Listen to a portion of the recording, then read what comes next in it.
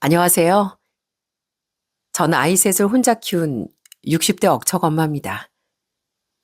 다행히 애들이 착하게 잘 자라주었지만 가끔은 너무 힘들어서 먼저 떠난 남편을 원망하기도 했어요.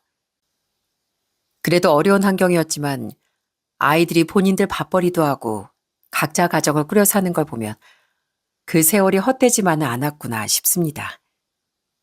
저희 애들 나이도 40이 넘었지만 제 눈엔 아직도 어린아이 같아 보일 때도 있거든요. 오늘 제가 쓰는 이야기는 환갑이 넘어서도 애들 문제로 골치가 아픈 엄마 이야기라고 봐주셔도 좋겠습니다. 그럼 사연 시작할게요.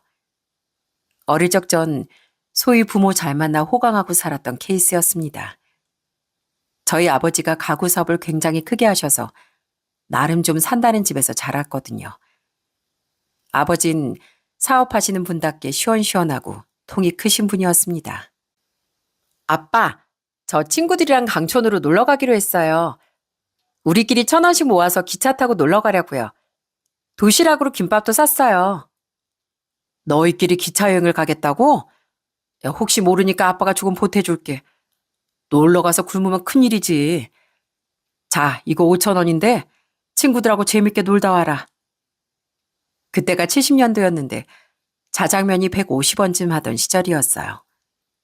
그런데 아버지가 재밌게 놀다 오라며 무려 5,000원을 주셨으니 그게 얼마나 큰 돈이었겠어요? 이런 집안 분위기 덕에 저희 어머니도 평생 고생 한번 안 해보신 분이었고요. 친구들은 가끔 어머니가 학교로 찾아오시면 탤런트가 아니냐고 수군댔습니다. 하지만 그런 저에게도 남모를 고충이 있었는데요. 그건 바로 어머니가 해도 해도 너무했다는 겁니다. 어머니는 아버지가 주시는 생활비를 전혀 저축하지 않고 그달그달 다 쓰기 바쁘셨거든요. 엄마, 소파 또 바꿨어요? 전에 산 것도 얼마 안 됐잖아요. 그것도 미제라 비싼 소파라고 하셨으면서. 딸, 네 아빠 돈 잘 버는데 무슨 걱정이야. 이게 요즘 제일 좋은 소파래. 돈 있는 사모들은 다 이거 쓴다더라.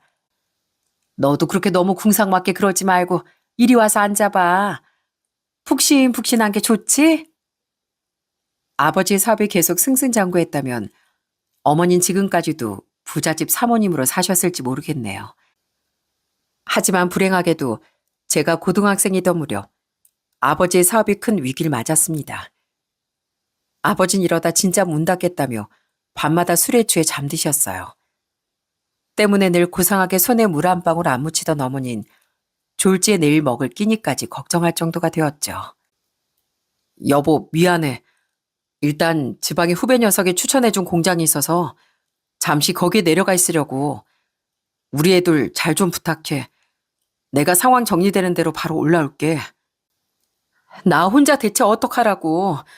나 갖고 있던 보석이니 옷도 전부 팔았단 말이야. 근데 나 혼자 애들을 어떻게 키워. 하지만 빚쟁이들에게 쫓기는 몸이 된 아버진 급하게 지방으로 내려가셨고 집과 돈 될 만한 물건을 다 팔게 된 어머니 급한 대로 시장에서 행상을 하며 생계를 꾸리셨답니다. 그때부터 주름살이 하나 없던 어머니 손은 점점 거칠어지고 굳은 살이 바뀌기 시작했어요. 어머니는 자식들을 지키기 위해 완전히 억척 아줌마가 되었답니다. 아이 좀 깎아줘요. 내가 아줌마한테 얼마나 자주 샀는데. 이 아줌마가 생긴 건 곱상하게 생겨서 왜 이렇게 인심이 야박해요. 깎아주기 뭘 깎아줘. 이거 팔아서 우리 애들 먹이고 입히고 해야 하는데 내가 왜 깎아줘. 나도 당신한테 팔 생각 없으니까 썩 안 비켜? 이뿐만 아니라 언젠 늘 좋은 거, 유행하는 것만 좋아하던 어머니가 구멍난 옷이나 남들이 입던 옷을 서슴없이 입기도 하셨어요. 딸, 이것 봐라. 엄마가 복지관 바자회에서 50원 주고 사온 옷이야. 질이 꽤 괜찮지?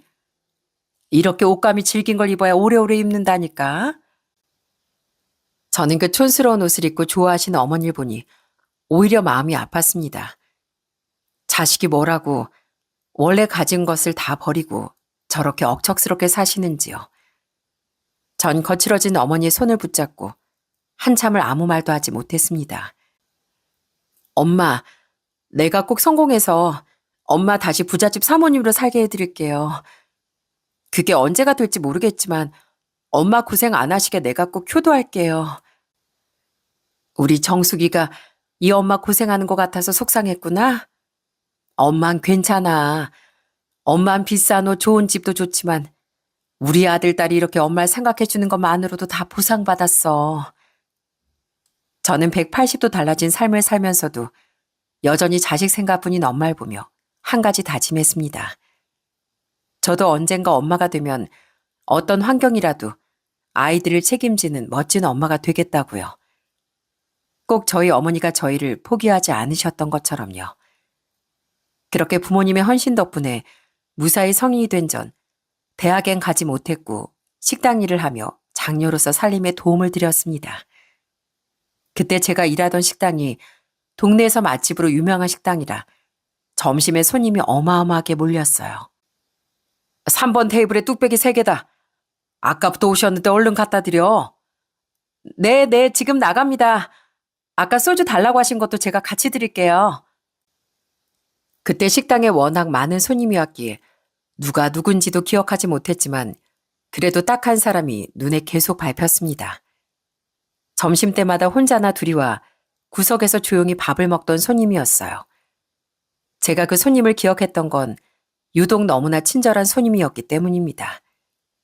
당시에 제가 어리기도 했고 그땐 식당 종업원을 존중하는 분위기가 아니었어요. 그나마 반말이나 안 하면 다행이었다고 해야 할까요? 그런데 그 손님은 꼬박꼬박 제게 고맙다고 인사를 해주고 제가 실수를 하더라도 절대 함부로 말하지 않더라고요. 손님, 혹시 아까 김치찌개 시키신 것 아니셨어요? 어떡하죠? 제가 실수로 된장찌개 드렸나 봐요. 정말 죄송합니다. 제가 다시 해다 드릴게요. 아닙니다. 된장찌개도 맛있네요. 저도 잘 먹었으니까 괜히 신경 쓰지 마세요. 저는 제 실수를 눈감아주는 손님이 고마워 사장님 몰래 몇 번 서비스도 드리고 특별히 잘 챙겨드렸습니다. 그러다 서로 대화를 주고받게 되었고 가끔 식당 밖에서까지 만나는 사이가 되었어요. 그 사람은 정말 성실하고 사치를 모르는 사람이었습니다. 정수가, 이거 장갑이야. 받아. 요즘 날이 많이 추워졌더라. 식당 늦게 끝나고 집에 갈 때 많이 춥지? 이거 꼭 끼고 다녀. 그 사람은 본인은 다 낡은 외투 하나만 걸치고 있으면서 제가 추울까봐 장갑을 사다 선물해 주더라고요. 전 절 아껴주는 마음에 감동했고 우린 곧 미래를 약속하는 관계로 발전했죠. 저는 본인을 위해 돈을 한 푼도 안 쓰는 그 일을 위해 손뜨개로 목도리와 장갑을 떠서 선물했어요. 저흰 피차 가난한 형편이 비슷해 별달리 결혼식도 못하고 바로 신혼생활을 시작했습니다. 비록 여전히 배고프고 추운 삶이었지만 그래도 남편이 있어 참 행복했어요. 남편은 화물차 운전기사였는데 새벽부터 밤 늦게까지 운전대를 잡아도 힘들다는 내색 한 번을 안 하더라고요. 여보, 너무 무리하지 말고 졸리면 휴게소라도 가서 눈 좀 붙여. 그러다 사고 나면 큰일이잖아. 알겠어. 사고 안 나게 조심할게. 나 얼른 다녀올게. 당신도 집에 잘 있어야 돼. 비록 일 때문에 떨어져 있는 시간은 길었지만 금슬이 참 좋았던 저희 부부는 슬하에 3남매를 두었습니다. 아이 키우면서 형편은 빠듯했지만 아이들이 자라나는 모습을 보면 세상 어떤 부자가 부럽지 않더라고요. 무엇보다 남편이 아이들에게 참 자상한 아빠였거든요. 아빠. 이번에 배송 끝내고 집에 오면 저랑 축구하러 가요. 저 공 차는 거 엄청 연습 많이 했어요. 아니야, 아빠. 나랑 놀이터 놀러 가기로 했어. 그죠, 아빠? 저번에 나랑 먼저 놀기로 약속했잖아요. 요 녀석들. 이러다 아빠를 둘로 나눠 갖겠다고 싸우겠다. 아빠가 이번 배송 끝나면 실컷 놀아줄 테니까 거 싸우지들 마. 그러다 저희 큰아들이 17살 되던 해였을까요? 저는 인생이 완전히 무너져 내리는 아찔한 일을 겪게 됐습니다. 지금 생각해봐도 눈물이 앞을 가릴 정도로 가슴 아픈 일이 일어났어요. 그건 바로 남편의 사고 소식이었죠. 그날도 남편은 새벽같이 일어나 일을 나갔습니다. 오늘은 부산까지 가야 돼. 요즘 물량이 많아서 기사들이 모자랄 정도라니까. 뭐 조금 멀지만 금방 다녀올게. 그때까지만 해도 전 그게 남편의 마지막 인사가 될 줄은 몰랐습니다. 금방 다녀오겠다는 남편은 무려 7중 추돌사고를 당하고 병원으로 실려왔어요. 그리고 의사가 손을 써보기도 전에 세상을 달리하고 말았습니다. 저는 남편의 얼굴도 보지 못하고 제가 오래전 만들어뒀던 낡은 목도리를 건네받았어요. 환자분께선 의식이 거의 없으셨는데도 아내를 불러달라는 말만 몇 번이고 반복하셨어요. 저희도 정말 최선을 다했지만 이미 병원에 오셨을 땐 상태가 너무 위중했습니다. 정말 죄송합니다. 그 말을 듣는 순간 전 다리에 힘이 풀려 주저앉고 말았습니다. 평생 일만 하고 가족들을 위해 살던 제 남편이 너무 안타까워서 숨도 못 쉬게 엉엉 울었어요. 평생 본인은 좋은 거 맛있는 거 한 번을 안 먹고 늘 애들부터 챙기더니 이렇게 갑자기 떠나버리면 어떡해. 젊어서 고생해야 나중에 우리 할머니 할아버지 돼서도 행복하게 산다고 그랬잖아. 근데 나만 두고 가면 어떡해. 또 우리 애들은 아빠 없이 어떻게 자라라고. 불쌍한 사람아, 야속한 사람아. 나랑 평생을 함께하기로 한 약속은 어쩌고 이렇게 먼저 가냐고. 하지만 남편은 야속하게도 혼자 저 먼 곳으로 떠나버렸어요. 저는 꼭 오래전 저희 어머니가 그랬던 것처럼 저 혼자 아이 셋을 책임지게 되었어요. 주변에 절 도와줄 사람도 없고 혼자 아이들을 키워야 했습니다. 엄마, 우리 어디로 이사 가는 거예요? 예전 집엔 아직 아빠 흔적이 남았는데 이사 안 가면 안 돼요? 엄마도 슬프지만 어쩔 수가 없어. 그 집 월세를 엄마가 어떻게 감당하겠니? 우리 나중에 돈 많이 벌어서 꼭 다시 이사 오자. 전 일단 남편과 살던 방 2칸짜리 집에서 반지하 단칸방으로 이사를 했습니다. 그 돈이라도 있어야 아이들을 공부시킬 수 있을 것 같았거든요. 저는 제가 굶는 한이 있어도 애들 공부는 소홀히 하면 안 된다는 확고한 생각이 들었습니다. 그래서 막노동판에 나가 일해보기도 하고 하루에 12시간씩 식당에서 일한 적도 있었어요. 아줌마, 코피 나요, 코피. 에이, 밥맛 떨어지게. 아프면 집에 가서 쉬지. 왜 일하겠다고 나왔어요? 아유, 죄송해요. 제가 잠을 좀 못 잤더니 음식이 안 들어가게 얼른 닦고 오겠습니다. 전 괜찮아요. 계속 일할 수 있어요. 제가 코피까지 흘리며 일해도 늘 생활비는 부족하기만 하더라고요. 그래도 저희 애들이 제 엄마 고생하는 걸 알아서 제가 시키지 않아도 알아서 공부도 하고 생활도 착실하게 해나갔습니다. 우리 큰아들은 공부머리는 뛰어나지 않았지만 어릴 때부터 그렇게 손재주가 좋더라고요. 그래서 전문대를 졸업하고 한 중소기업의 생산직으로 취업이 됐어요. 학창 시절부터 늘 1등을 도맡아던 우리 둘째는 당당히 치대에 합격해 치과 의사의 길을 걷게 되었고요. 우리 둘째 아들이 치대에 합격한 날이 아직도 생생하게 기억이 나네요. 그때 어찌나 기뻤던지요. 엄마, 저 치대 합격했어요. 저 이제 치과 의사 될 수 있어요. 제가 돈 많이 벌어서 엄마, 형, 막내까지 책임질게요. 그게 정말이야? 아유, 장하다 내 아들. 내 아들이 치대라니. 엄마 믿기지가 않어. 학원 한 번을 제대로 못 보내줬는데 기어이 네가 해내는구나. 정말 고생 많았어 내 아들. 그날 저희 4식구는 모두 모여 둘째 아들의 치대 합격을 축하해 주었어요. 하지만 너무나 기쁜 와중에 학교 중에 가장 비싼 편이라는 치대 등록금을 어떻게 해야 할까 무거운 마음이 들더라고요. 둘째는 등록금 걱정을 하는 제 마음을 읽었는지 제 얼굴을 한참 바라보다가 조심스럽게 말했습니다. 엄마, 학교 등록금은 제가 어떻게든 마련해 볼게요. 치대생이라고 하면 과외도 많이 들어오고 공부 열심히 하면 장학금도 많이 준대요. 아니면 잠깐 휴학해서라도 돈 모아볼게요. 아니야. 넌 공부하기도 바쁠 텐데 엄마가 등록금은 도와줘야지. 넌 돈 걱정하지 말고 공부만 열심히 해. 전 아무 걱정하지 말라고 하긴 했지만 치대 등록금은 정말 상상 초월이었어요.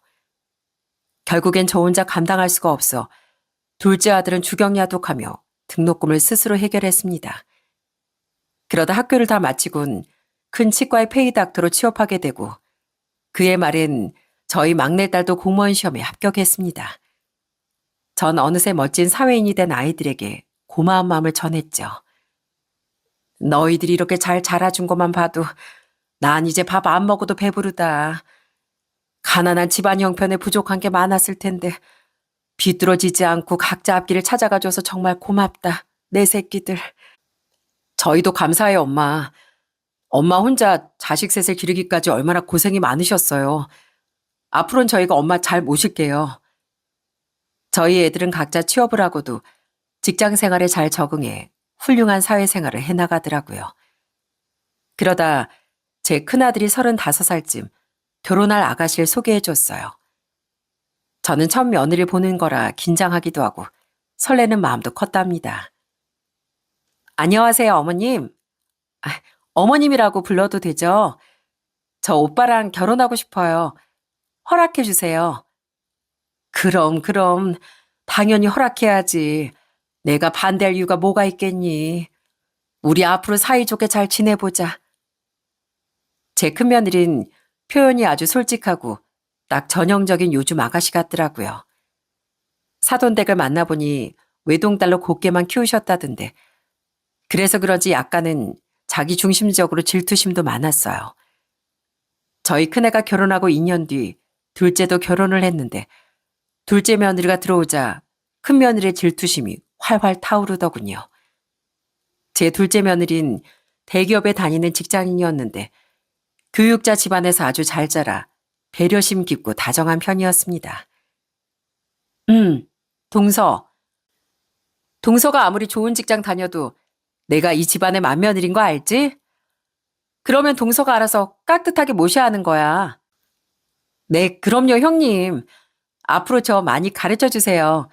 형님한테 많이 배울게요. 둘째 며느린 까탈스러운 큰며느리의 성격도 잘 받아주고 애들 결혼하고 혼자 사는 저까지 살뜰하게 챙겼습니다. 평소에 제가 말하지 않아도 꼬박꼬박 연락도 해오고 무슨 일 있으면 제일 먼저 시댁에 달려왔죠. 명절이 되면 큰며느린 팔목이 아프다는 둥, 몸살이 났다는 둥 하며 요리조리 빠져나기 바쁜데 둘째 며느린 군말 없이 제 옆에 착 붙어서 큰 도움을 주었답니다. 전 그럼 둘째가 고마워 아끼던 팔찌 하나를 선물로 건넸어요. 지난 명절에도 큰애도 못 오고 너 혼자 고생한 게 고마워서 주는 선물이야.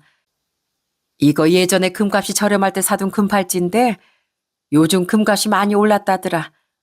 가지고 있으면 나중에 요긴하게 써먹을 수 있을 거다. 어머님, 정말 감사해요. 너무 예쁜 것 같아요. 저 정말 소중하게 간직할게요. 그러다 어느 날은 제가 몸살 감기에 심하게 걸려 꼼짝도 못하던 때가 있었어요. 그때 우리 둘째 며느리가 연차까지 내고 절 간호해줬어요. 그때 몸이 좀 나아지고 둘째 며느리에게 고마워 조금 비싼 밥을 사준 적이 있습니다. 새아가 많이 먹어라. 네가 옆에서 날 간호해주지 않았으면 꽤 오래 앓을 뻔했어. 자식이 셋이나 있어도 우리 새아가가 최고다, 최고야. 무엇보다 제가 둘째 며느리에게 고마움을 느꼈던 건 저희 둘째는 제가 하나를 주면 꼭 2개, 3개로 보답하는 성격이었기 때문이에요. 어머님, 저번에 팔찌 선물해 주셨잖아요. 저도 어머니께 선물 드리고 싶어서 진주귀걸이 사왔어요. 이거 요즘 어르신들 사이에 유행인 디자인이래요. 진주귀걸이가 건강한 장수를 상징하기도 하고요. 어머님, 이거 저희 친정에서 전복을 좀 보내주셨어요. 저번에 어머님이 사주신 저녁이 너무 맛있었다고 전했더니 친정에서 보내주셨더라고요. 다른 데 주지 마시고 꼭 어머님 혼자 다 드셔요. 둘째가 이렇게까지 예쁘게 행동하는데 제가 어떻게 예뻐하지 않을 수가 있겠습니까? 그에 비해 저희 큰며느린 언제나 계산적이고 자기 좋을 대로만 행동하더라고요. 어머님, 저번에 시댁에 먼저 갔으니까 이번엔 친정에 먼저 갈게요. 근데 이번 연휴가 좀 짧아서 시댁에 갈 시간이 될지 모르겠네요. 일단 친정 갔다가 상황 보고 들르든지 할게요. 어머마, 너 저번에도 친정에 가야 한다고 밥만 먹고 가지 않았었냐? 뭐 친정에 먼저 가는 건 괜찮다만 매번 명절 때마다 시댁에 있는 꼴을 못 본 것 같구나. 제가 언제 그랬다고요? 아우, 남들이 들으면 오해하겠어요. 그리고 동서가 어차피 올 텐데 저까지 있을 필요 있어요? 평소에도 불평불만이 많은 큰며느린 명절 때가 되면 더더욱 둘째 며느리를 거론하며 신경을 곤두세우더라고요. 그러던 중 제가 둘째에게 목걸이 선물한 걸 알고 큰며느리가 집안을 발칵 뒤집어 놓은 적이 있어요. 첫째는 애들 앞에서 부끄럽지도 않은지 7살 먹은 애처럼 울고불고 아주 쌩 난리를 쳤습니다. 어머님, 어떻게 동서한테만 그렇게 비싼 선물을 주실 수가 있어요? 어머님은 맨날 동서만 편애하시죠? 왜 맨날 동서만 예뻐하세요? 저도 목걸이 갖고 싶어요. 그리고 동서랑 비싼 밥도 드셨다면서요? 편애하는 게 아니고, 둘째가 매번 날 도와주고 챙겨주니까 고마워서 해준 거다. 넌 바쁘다는 소리만 하고 연락 한번 먼저 준 적이 있니? 넌 심지어 추석에도 잘 오지도 않고 설날에만 용돈 받으러 오지 않니? 그리고 유치원생처럼 울긴 왜 울어? 당장 눈물 뚝 그쳐. 큰며느린 한참 어린 제 막내딸보다, 아니 손주 녀석보다 질투심이 많았습니다. 그날도 편애하지 말라고 난리길래 일단 엄하게 다그쳐서 집으로 돌려보냈어요. 그러자 집에 가서 제 큰아들을 잡고 엄청 시샘을 부린 모양이었어요. 큰애가 그런 말을 하는 애가 아닌데 저한테 슬쩍 이런 말을 하더라고요. 어머니, 그 사람이 외동딸로 자라서 받는 것에만 익숙한 사람이에요. 어머니가 너그럽게 이해해 주세요. 그리고 제 아내가 큰며느리인데 예뻐해 주시면 좋잖아요. 저도 그 사람한테 단단히 주의 줄게요. 큰아들까지 이렇게 말하니 저도 마음이 좀 복잡해졌습니다. 제가 저도 모르게 편애를 했나 싶기도 했고, 사실 큰며느리가 저렇게까지 시샘을 부린 이유도 있었거든요. 아휴, 어머님, 저희 이번 달에도 완전 마이너스예요. 한 달에 애들한테 나가는 학원비가 얼만데 이렇게 벌어서 언제 빚 갚고 애들 대학 보낼지 모르겠다니까요. 큰아들낸 둘째 아들네에 비하면 형편이 턱없이 어려웠습니다. 아무래도 둘째는 아들이 치과 의사에 며느리가 대기업에 다녔으니 비교적 여유가 있는 편이었어요. 그런데 첫째는 애들 학원비와 생활비 충당하기도 빠듯하게 살았고 대출을 엄청 받아서 간신히 전셋집에 살고 있었거든요. 더군다나 애들한테 애착도 강해서 첫째 며느린 꼭 둘째 며느리가 애들한테 하는 것처럼 그대로 따라하고 싶어 하더라고요. 우리 애들도 동서가 조카들 보내는 학원에 보내려고요. 왜 우리 애들이라고 그 학원 못 다니라는 법 있어요? 우리 애들은 치과 의사보다 더 훌륭한 사람 될 거거든요. 옛말에 뱁새가 황새 쫓아가면 쫓다가 가랑이 찢어진다는 말이 있잖아요. 늘 가진 것보다 더 많은 것을 욕심내니 자꾸만 큰아들에게 돈돈돈하며 들들 볶아대는 거였습니다. 큰아들은 애들 학원비 때문에 많이 힘들어했고요. 나도 우리 애들한테 좋은 것만 해주고 싶지. 근데 내 상황이 이런 걸 어떡하겠어. 그래도 당신이 정 보내야겠다면 내가 주말에 아르바이트라도 뛰어볼게. 저도 이런 애들 사정을 다 알다 보니 좀 미안한 마음이 들어 큰며느리에게 금귀걸이 한 쌍을 사주었어요. 치, 어머님 전 귀걸이네요. 동서한테 목걸이 주셨으면서 목걸이가 훨씬 비싸잖아요. 하지만 큰며느린 정신 못 차리고 계속 투정을 부리더군요. 저는 이 목말리는 떼쟁이가 그저 황당하기만 했죠. 그래도 며느리들을 최대한 공평하게 대하려고 노력했습니다. 그러던 중 제 치아에 문제가 생겨 임플란트를 할 일이 생겼어요. 전 둘째 아들에게 괜히 부담 줄까봐 그냥 동네에 있는 치과에 다니곤 했습니다.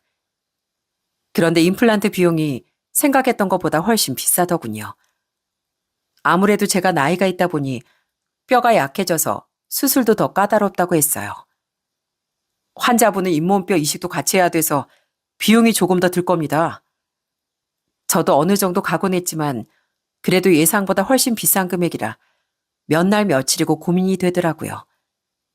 그래서 치아가 불편한데도 한참을 참고 있었는데 우리 착한 큰아들이 본인이 비용을 주겠다고 말하더군요. 어머니, 치과 치료 미루면 더 병나요. 제가 해드릴 테니까 같이 병원 가세요. 아유, 아니야. 나도 병원 가서 물어봤는데 생각보다 비용이 꽤 비싸더라고. 임플란트 한 개 하는 데만 100만 원이 넘게 든다는구나. 그냥 신경치료만 할까 싶기도 해. 큰아들은 가격을 듣곤 살짝 놀란 눈치였어요. 큰아들 주머니 형편을 뻔히 아는데 그 정도 비용은 꽤 부담이 갔을 겁니다. 결국 저의 치아 치료는 조금 미뤄졌고 그러다 둘째 아들이 이 사실을 알게 되었어요. 어머니, 아들이 명색이 치과 의사인데 왜 진작 말씀을 안 하셨어요? 당장 저희 병원으로 오세요. 그거 미루면 안 되세요. 잇몸 이식도 하라고 했다면서요? 둘째 아들도 본인 병원이 아니라 어느 정도 비용을 지불해야 했지만 그래도 아들 덕분에 무사히 치료를 받게 됐습니다. 전 치료를 받고도 혹시 큰아들의 마음이 상했을까봐 걱정이 되더라고요. 그런데 저희 큰아들은 자존심 하나 안 부리고 둘째 아들에게 고맙다고 하더군요. 장남 노릇은 윤태 네가 다 하는구나. 내가 해드렸어야 했는데 너도 알다시피 내 사정이 그리 좋지 않아서 마음처럼 해드리지 못했어. 너라도 어머니 잘 챙겨드려서 고맙다 윤태야. 형, 누가 해드리면 어때? 형제끼리 고맙다는 말 안 해도 돼. 나야말로 형이 먼저 이렇게 말해줘서 고마워. 우리 아들들이 각자 처한 상황은 달랐지만 그래도 여전히 우애가 좋은 것 같아 얼마나 흐뭇했는지 모릅니다. 그리고 얼마 뒤 제 생일날이 다가왔어요. 매년 맞는 생일이라 특별하게 생각하고 있진 않았는데 전날부터 큰아들에게 전화가 걸려왔더라고요. 어머니, 내일 생신이시잖아요. 점심때 나오세요. 제가 좋은 식당 예약해뒀어요. 어머니 좋아하시는 소고기 드시러 가요. 집사람하고 애들도 나올 거예요. 저희 착한 큰아들은 제가 몇 번이고 괜찮다는데도 기어이절 고급 한우 전문점으로 불러냈습니다. 제 생일날이라도 꼭 좋은 걸 대접해주고 싶었대요. 그래서 저도 기쁜 마음으로 식당에 도착했습니다. 아들이 예약했다는 식당을 보니 꽤 가격이 나가는 한우 전문점이더군요. 아이고, 내가 우리 아들 며느리 덕분에 이렇게 좋은 식당에다 와보는구나. 생일이라고 아주 호강하네. 오늘 실컷 드시고 가세요. 아들이 어머니 생신이신데 이 정도도 못 해드리겠어요? 여기 메뉴판 있으니까 편하게 보세요, 어머니. 아들이 건넨 메뉴판을 보니 꽤 괜찮은 부위들이 많아 천천히 살펴보고 있었어요. 그러던 그때 아들의 전화벨이 울리더라고요. 네, 전화 받았습니다. 아, 차 좀 빼달라고요? 아, 네, 제가 지금 바로 가겠습니다. 어머니, 여보, 나 차 좀 빼고 올게요. 그럼 고르고 계세요. 큰아들은 차 빼달라는 전화를 받고 밖으로 나갔고 식당엔 큰며느리와 저 손주들만 남았습니다. 며느린 아들이 나가자 제 손에 들려있던 메뉴판을 냉큼 뺏어들었어요. 어머님, 메뉴판 다 보셨죠? 뭐 시키시겠어요? 어디 보자. 아, 여기가 한우가 유명한가 보구나. 그럼 우리 한우 먹자, 한우. 애들도 고기 잘 먹잖니. 한우요? 아, 그 비싼 한우를 드시겠다고요? 며느리 마치 못 들을 말을 들었다는 듯 재차 되묻더라고요. 전 큰며느리가 왜 이러나 싶어 두어 번 더 한우를 시키라고 말했어요. 사실 그때까지만 해도 절 생각해서 이런 식당에 예약해둔 게 기특해 제가 계산하려고 했거든요. 그런데 큰며느리가 어찌나 얄밉게 묻던지 사실 오늘 절 불러낸 목적이 있었구나 싶더라고요. 어머님, 큰아들 형편 어려운 거 아시면서 진짜 한우를 드셔야겠어요? 진짜 눈치도 없으시네요. 큰며느린 그러며 멋대로 제일 싼 수입 삼겹살로 메뉴를 주문해버리더라고요. 아니, 작은 서방님이 치아도 해드렸다면서요. 비싼 치아라 그런지 한우도 잘 드시나 봐요. 눈치껏 대패 삼겹살이나 드시지 무슨 한우씩이나 드시겠다고. 진짜 저희 형편 모르셔서 한우를 고르신 거예요? 됐고요. 우리 애들도 한우 같은 걸 못 먹어봐서 삼겹살 잘 먹어요. 그냥 삼겹살 드세요. 저는 그때 너무 황당해서 입을 떡 벌린 채 가만 쳐다보고만 있었어요. 저도 삼겹살 좋아하지만 제 생일날 이런 수모를 당할 줄은 꿈에도 몰랐거든요. 그리고 잠시 후 주차를 끝낸 큰아들이 다시 자리로 돌아왔어요. 주문 다 했어요? 어디 보자. 어? 왜 삼겹살을 시키셨어요? 한우 드시지. 여기 한우 잘하는데. 큰아들이 의아해하며 묻자 큰며느리가 말을 가로채 먼저 변명을 하더군요. 어머님이 우리 힘들게 사는 거 안다고 먼저 삼겹살 드신대. 그죠, 어머님? 어머님이 평소에도 우리 걱정은 얼마나 많이 해주시는데. 큰며느리 실실 웃기까지 하며 절 약올렸습니다. 저도 웬만하면 참고 삼겹살이라도 먹을까 했는데 도저히 그 작태를 두고 볼 수가 없겠더군요. 그래서 저는 화를 못 참고 자리를 박차고 일어났습니다. 나는 다 먹었다. 이만 갈란다. 오늘 밥은 너희끼리 많이 먹어라. 삼겹살인지 남의 살인지 너희끼리 실컷 먹어. 아니, 어머니, 왜 그러세요? 왜 그렇게 화가 나셨어요? 큰아들은 제가 화를 내고 일어나니 깜짝 놀라며 절 붙들었습니다. 내가 언제 삼겹살 먹는다고 했냐? 한우 먹는다고 했지. 여기가 한우 전문점인데 왜 여기까지 와서 삼겹살을 시키겠어? 난 그래도 손주들도 있고 너희 사정도 아니까 내가 계산하려고 했다. 근데 이런 날에 말도 없이 메뉴도 바꿔버리고 사람을 아주 쪼잔한 사람으로 만들어? 너 지금 시애미한테 이게 무슨 짓거리야? 제가 이렇게까지 말하자 큰며느린 아주 황당하다는 듯이 대답하더군요. 어머님, 그럼 진작에 말씀하시죠. 지금이라도 한우 시키면 되잖아요. 참나, 삼겹살 시켰다고 지금 이렇게 화를 내시는 거예요? 한우가 그렇게 드시고 싶으셨어요? 그런 말씀을 하시지. 어머니 왜 이렇게 속이 좁으세요? 마음 좀 넓게 쓰세요. 너 진짜 못됐다. 어떻게 시애미 앞에서 그런 말을 할 수가 있니? 너 앞으로 두고 보자. 전 바로 자리를 박차고 나왔고 큰아들은 다급하게 절 쫓아나왔습니다. 어머니, 제 말씀 좀 들어보세요. 그래도 식사는 하고 가셔야죠. 됐다. 너희들끼리 먹고 와라. 난 제 얼굴 보면서 도저히 밥이 안 넘어갈 것 같다. 그런데 거기서 더 황당했던 건 큰며느리가 절 붙잡는 큰아들을 말리며 짜증을 부리는 게 아니겠어요? 당신 애들하고 나만 두고 나가면 어떡해. 지금 나보고 시킨 거 계산하라는 거야? 뭐? 아니 지금 어머니가 그냥 가시겠다잖아. 당신은 가만히 좀 있어. 아유 고리야. 아우 됐어. 난 가려니까 너희끼리 밥을 먹든 부부싸움을 하든 마음대로 해. 제가 큰아들을 뿌리치고 뒤돌아가자 제 뒤에서 큰아들과 큰며느린 본격적인 말싸움을 시작했습니다. 오늘 어머니 생신이라 모신 자리인데 왜 당신 마음대로 메뉴를 바꿔? 한우 먹기로 했잖아. 나한테 한마디 상의도 없이 이게 뭐야? 돈이 없는데 그럼 어떡해. 그럼 네가 돈을 많이 벌어오든가. 당장 우리 애들 학원비도 모자란데 어떻게 어머님 한우를 사드려. 돈 아깝게. 저는 둘이 하는 짓이 황당하기도 하고 너무 서운하기도 해 눈물이 날 것 같더라고요. 그래도 길에서 울 순 없으니 최대한 참으며 가고 있었는데 그때 둘째 며느리에게 전화가 왔습니다. 어머님, 오늘 형님하고 식사는 잘하셨어요? 생신이시라고 또 어머님이 계산하셨죠. 그러실 줄 알고 제가 통장에 50만 원 넣어드렸어요. 맛있는 거 사드시고 즐거운 하루 보내세요. 전 따뜻한 둘째 며느리 말에 그만 참았던 눈물이 왈칵 터졌습니다. 그래서 주책맞게 며느리 앞에서 엉엉 울고 말았어요.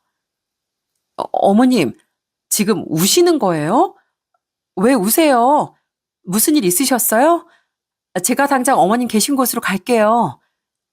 아니다. 너 바쁠 텐데 난 집에 가서 먹으면 돼. 신경 쓰지 마라. 내가 갱년기가 왔나 보다. 어머님 설마 식사도 못 하셨어요? 형님하고 무슨 일이 있으셨던 거예요? 제가 당장 갈게요. 그러더니 둘째 며느린 당장 절 모시러 차를 끌고 나타났습니다. 그러면서 오는 길에 근처에 예약이 가능한 식당도 잡아두었더라고요. 어머님, 시장 아시죠? 얼른 식사하세요. 제가 이 식당에서 최고로 잘 나가는 메뉴들로 예약해뒀어요. 평소에 어머님 좋아하시던 메뉴니까 입맛에 맞으실 거예요. 둘째 며느린 둘째 아들 녀석한테도 연락을 했는지 잠시 후 식당 문이 열리더니 아들이 들어오더라고요. 며느리가 알아서 센스 있게 시킨 음식들을 보고 있자니 또 눈물이 날 것 같았어요.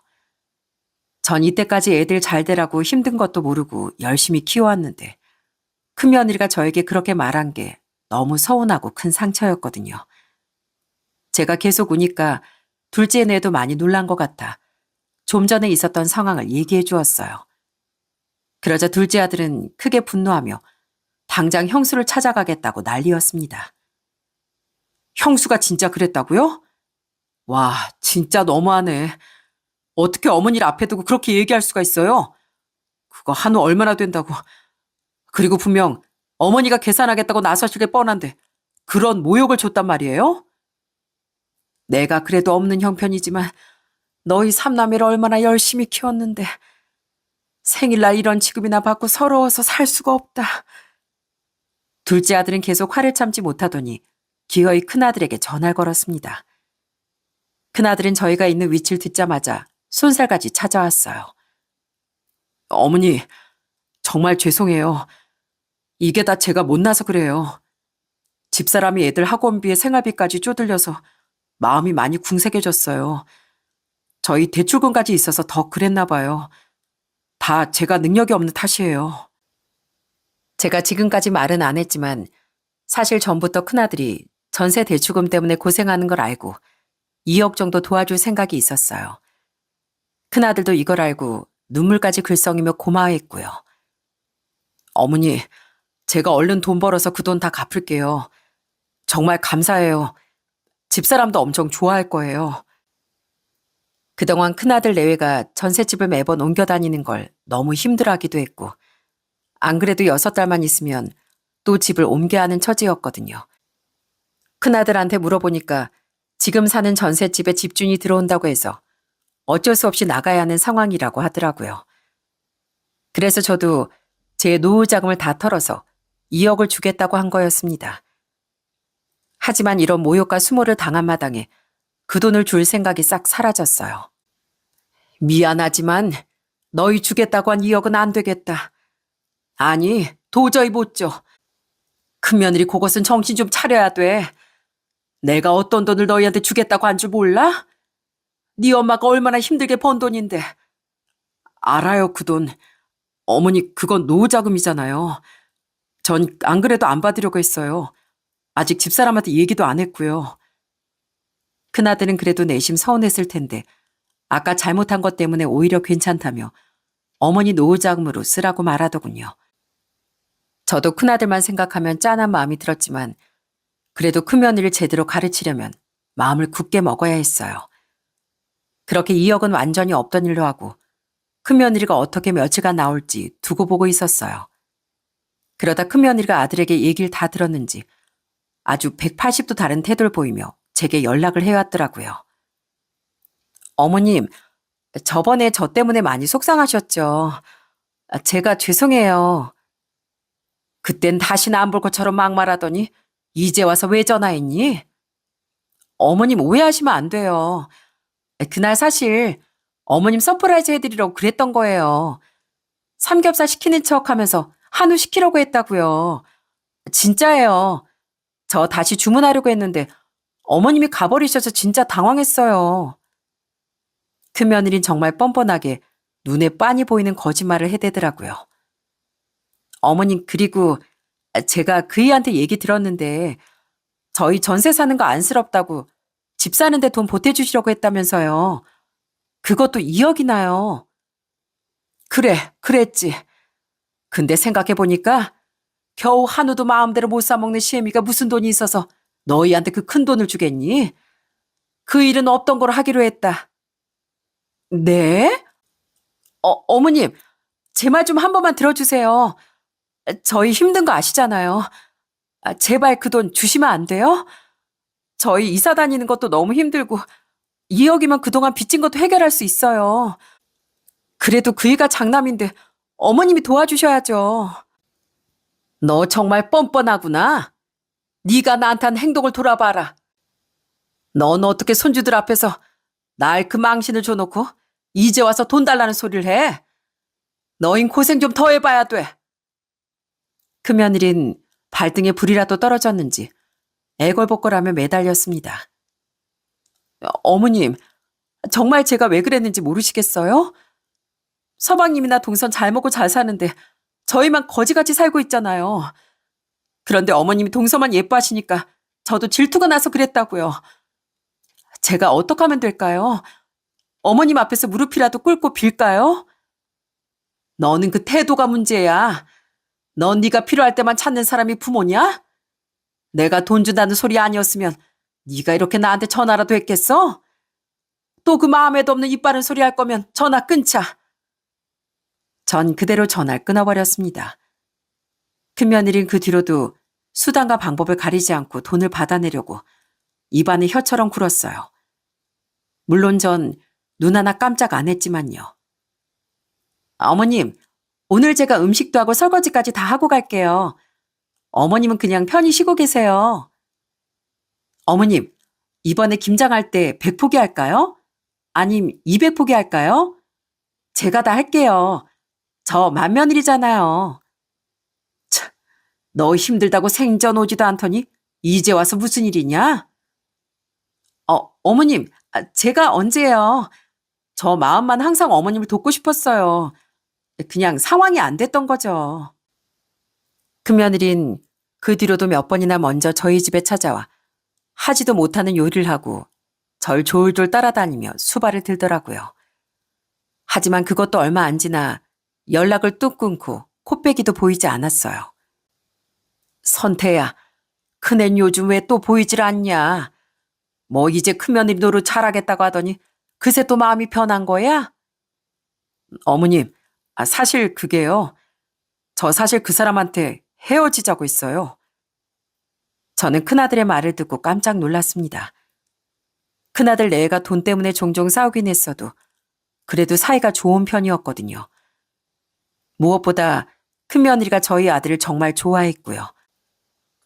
큰아들은 계속 제게 막말을 하거나 투정을 부리는 며느리를 참지 못하고 제대로 응징을 했답니다. 네가 우리 어머니를 어머님이라고 생각한 적은 있어? 네가 하고 싶은 대로 막말하고 떼나 썼잖아. 마음에 안 들면 막 안 드는 대로 난동이나 부리고. 네가 7살이야? 그래 놓고 돈 받을 생각을 어떻게 해? 난 어머니가 그 돈 다시 준다고 해도 안 받아. 네가 내 능력에 그렇게 불만이 많으면 그냥 갈라서자. 내가 왜 너 때문에 어머니한테 못난 아들이 돼야 돼? 내가 어머님 눈치 보랴 동생도 눈치 보랴 아주 미쳐버리겠어. 큰아들은 이혼 얘기까지 꺼내며 냉정하게 얘기했고 충격을 받은 큰며느린 그 길로 집을 나가버렸답니다. 그래, 다 내 잘못이다 이거지? 그럼 내가 나갈게. 당신 나 없이 살 수 있는 어디 두고 보자. 하지만 큰며느리가 착각한 게 하나 있었습니다. 저희 큰아들은 한 번 아니다 싶으면 절대 마음을 바꾸지 않는 성격이었거든요. 며느리는 아마 며칠 지나면 다시 데리러 올 거라고 생각했겠죠. 하지만 큰아들은 처가 근처엔 얼씬도 하지 않고 그저 애들이나 잘 돌보면서 신경을 아예 꺼버렸답니다. 그러자 불안해진 큰며느린 다시 울고불고 아주 난리를 쳤어요. 당신이 어떻게 나한테 이럴 수가 있어. 나 당신 와이프잖아. 근데 내가 집을 나갔는데 한 번을 안 찾아와? 내가 당신을 왜 찾아가야 하는데? 나랑 다시 살고 싶으면 우리 어머니 앞에서 무릎 꿇고 빌어. 당장 가서 죄송하다고 진심으로 사과드리란 말이야. 큰아들이 강경하게 나오자 큰며느린 결국 꼴을 내리고 다시 제 앞에 찾아왔더군요. 그리고 무릎을 꿇고 진심을 다해 빌었어요. 어머님, 정말 죄송해요. 사실 동서하고 너무 비교도 되고 저희가 돈도 집도 동서네랑 너무 다르잖아요. 동서는 40평대 아파트 살고 저희는 그 좁은 집에서 아등바등 사는데 제가 어떻게 투정을 안 부려요. 서방님이랑 동선 직업도 좋고 전 아무것도 아니잖아요. 그래서 자격지심이 있었어요. 어머님도 동서한테만 좋은 말을 해주셨으니까요. 그래도 저 이번 일로 느낀 게 많아요. 저 반성 많이 했어요. 그러니까 제발 용서해 주세요. 저 남편 없으면 못 살아요. 우리 애들 없으면 하루도 못 산다고요. 저 이혼하기 싫어요. 제발 어머님이 그이 마음 좀 돌려주세요. 큰며느린 아주 닭똥 같은 눈물을 흘리며 이혼하기 싫다고 울었습니다. 평소에 둘째 며느리에게 자격지심이 있는 건 알았지만 제가 생각했던 것보다 정도가 훨씬 깊더라고요.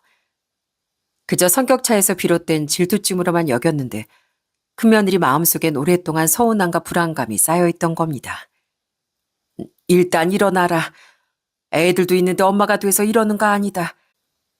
너도 반성했다고 말하니까 일단은 내 두고 볼 거야. 하지만 그게 내가 널 또 용서해 주는 건 아니다. 저는 큰며느리의 눈물이 악어의 눈물이라는 걸 알고 있었어요. 그렇지만 손주들 아프기도 했고 가족들 모두가 불편한 상황을 더 길게 끌고 싶지 않아 일단 지켜보겠다고 말했어요.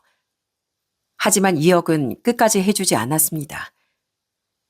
이번 일은 이렇게 넘어가도 대신 집은 당분간 못 해준다.